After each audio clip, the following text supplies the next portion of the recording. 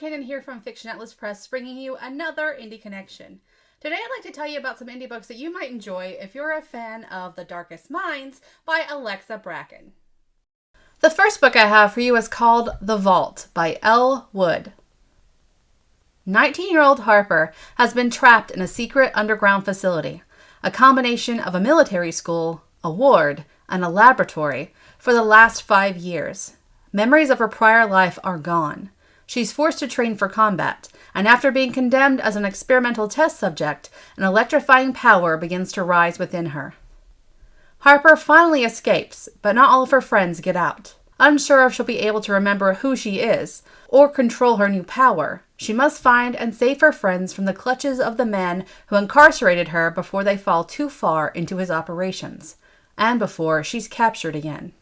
With the help of a mysterious, fiercely protective, and handsome police officer and a crew of determined allies, Harper fights to figure out who's behind the vault and to get justice. But the more she learns, the more she begins to realize there's more to the story and her background than she had ever dreamed possible. The second book I have for you is called Trimarked by C.K. Sorens. They try to block her from magic, but her powers will not be denied. In a town trapped within the Veil, humans, fae, and witches are forced to coexist. Through a fragile peace, they all agree on one thing: the Trimarked child is dangerous. Ember Lee is a pariah. Though she's forced to scrounge and trade just to survive, she refuses to let the people of the Trifecta bully her into submission. Her forbidden powers have defied the bonds placed on her, but as long as she can keep them a secret, she's safe. When someone carves their way through the barrier surrounding the city, events unfold that threaten her existence. She learns not everyone is afraid of her potential. In fact, there are those who want to use her power for themselves. With no one to turn to, Ember must do what she has always done: fight to survive. Because those who seek to control her are becoming desperate, with deadly and devastating consequences. The third book I have for you is called The Marrow Thieves by Sherry Dimeline. Humanity has nearly destroyed its world through global warming, but now an even greater evil lurks. The indigenous people of North America are being hunted and harvested for their bone marrow, which carries the key to recovering something the rest of the population has lost: the ability to dream. In this dark world, Frenchie and his companions struggle to survive as they make their way up north to the old lands. For now, survival means staying hidden, but what they don't know is that one of them holds the secret to defeating the Marrow Thieves. The fourth book I have for you is called Secret Dreamer by J.C. Schuyler. One glance is all it takes.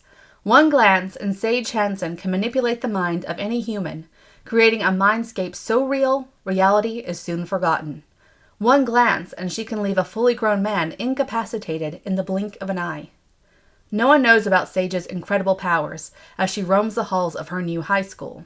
And to add to her loneliness, if she kisses anyone, she'll alter their DNA to match her own. It feels like a curse, a burden she never asked to bear.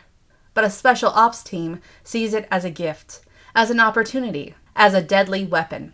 Sage has only ever known how to run and hide, but when Damien, the only person who's truly cared about her, is taken by the special ops team, she finds a strength she never knew she had and decides to face her enemies head on. And the last book I have for you is called The Keepers by Dormain G. After young Connor is gifted with superhuman abilities, her life changes. When she learns of others like her, Connor sets on a path to discover her true origin. Soon she understands that her whole life has been a lie. The dreaded Inhumans, who have been here longer than anyone can remember, are coming for her, and among them, a powerful adversary only known as Ronan. In a world of powerful villains and fragile friendships, are Connor's powers a gift or a curse? Okay, that's all for me this week. I'll see you next week on the Indie Connection. Bye!